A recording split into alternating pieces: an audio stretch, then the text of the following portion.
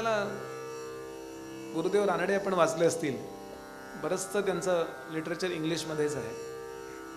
गुरुदेव इतके महान होते, फिलॉसॉफी अप्रतिम शिकवायचे. त्यांची फिलॉसॉफी आपण ऑस्ट्रेलिया किंवा US अनेक मोठ्या मोठ्या कॉलेजेसनी त्यांच्याशी संपर्क केला की इंडियन फिलॉसॉफी शिकवायला तुम्ही इकडे या. गुरुदेवांनी त्यांना उत्तर दिलं, इंडियन फिलॉसॉफी शिकवायची पहिली अट ही आहे की ते गुरुगृही येऊन शिकायचं असतं. तुम्ही इथे आम्ही शिकवतो. त्या गुरुदेवांचं उत्तरायुष्य आपण जर वाचलं, त्यांचं चरित्र ज्यांनी वाचलं असेल, शेवटी ते काय करायचे? तत्वज्ञानाचा असामान्य अभ्यास, इतक्या बारीक बारीक उकली सांगितल्यात त्यांनी. जर कोणी वाचले असतील गुरुदेव त्यांना कळेल. पण इतकं कॉम्प्लिकेटेड असतं तत्वज्ञान.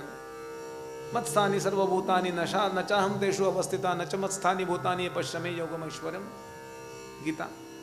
हे सगळं विश्व मी आहे, विश्व माझ्यात आहे, मी विश्वात आहे, आणि मी विश्वात नाही, विश्व माझ्यात नाही आहे. हे माझं ऐश्वर्य, हे पहा.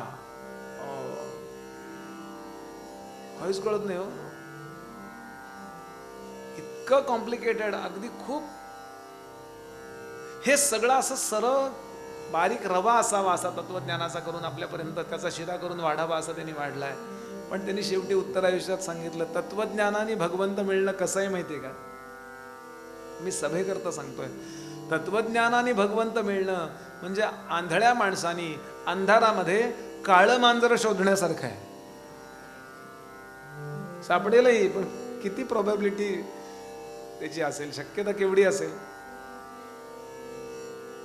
म्हणून उत्तरायुष्यामध्ये ते कुणाचंही प्रवचन कीर्तन असेल, जिथे असेल तिथे जात असत. सतरंजा घालायला मदत करत असत, आजोबा स्वरूपात. आजोबा येथे, पण त्या तरुणांबरोबर सतरंजा, ते पालपट घालायला लागतात ना, आणि सगळ्यात शेवटी बसत असत आणि शांत असं कथा कीर्तन ऐकत असत. त्या कीर्तनकाराकडे बघायचं नाही, त्या पेटीवाल्याकडे बघायचं नाही, त्या तबल काय कुठे बघायचं नाही, फक्त शांत. आणि एक एक शब्द आणि एक एक स्वर असा कानात साठवीत असत शांतपणानं. ते सांगतात, माझी समाधी लागत असे अध्यात्म श्रवण करताना. आणि कथा कीर्तन झाल्यानंतर सगळे लोक निघून गेले, त्या सतरंजा काढून झाल्या, घोंगड्या ते खाली सुताडी म्हणतात तशी काढून झाली, त्या घडे घालून झटकून ठेवल्या. किती जे केरसुणीनं धूळ एकत्र केली जात असे, ती धूळ एकत्र झाल्यानंतर ती धूळ अशी भस्मासारखी स्वतःला लावत असत आणि मठात परत येत असत. म्हणून समर्थ सांगतात, ही कथा किती महत्वाची आहे. या सभेचं स्तवन केलंय समर्थाने. आता बंधू सकळ सभा. वैयक्तिक श्रोत्यांना नमस्कार केला तो वेगळा भाग, हा कार्यक्रमाच्या आयोजनाला नमस्कार आहे ताई.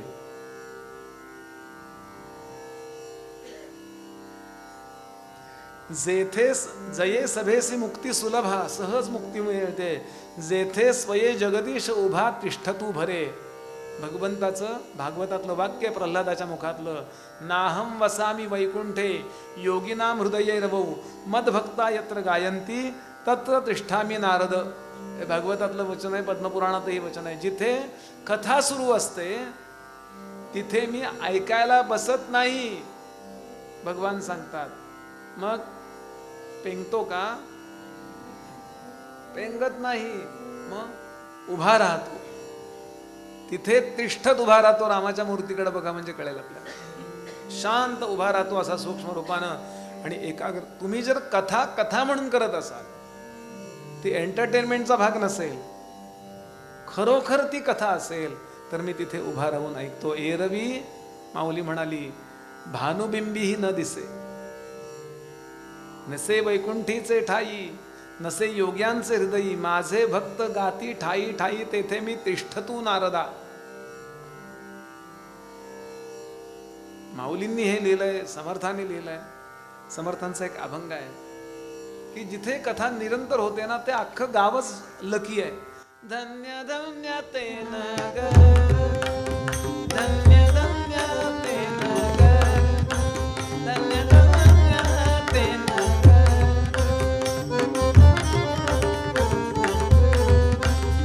जेथे कथा निरंतर, जेथे कथा निरंतर, जेथे कथा निरंतर, गुण गाती देवाचे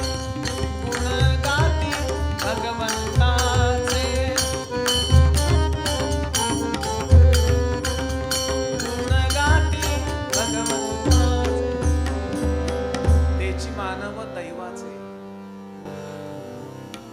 म्हणून कथेच्या आयोजनाचं किती पुण्य आहे माहितीये. तुकोबांचा अभंग मी केव्हा तरी बोललो असेन.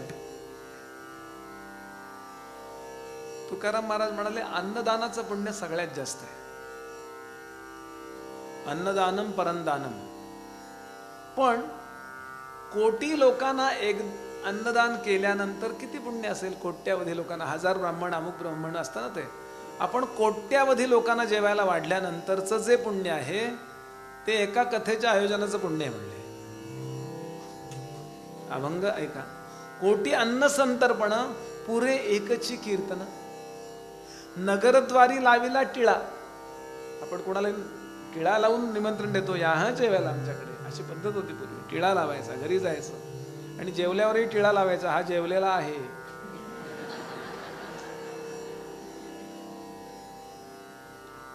नगरद्वारी लाविला टिळा आवतण आमंत्रण दिले सकळा. 18 वर्ण एके ठाई. आहे का जातीपातीचं बंधन कथा कीर्तनात? सांगा. कुठल्याही ज्ञातीचा मनुष्य कथा कीर्तनाला, मंदिरात जायला बंधन आहे, कर्माला सगळ्याला बंधन आहे, पण कथेला आहे का सांगा?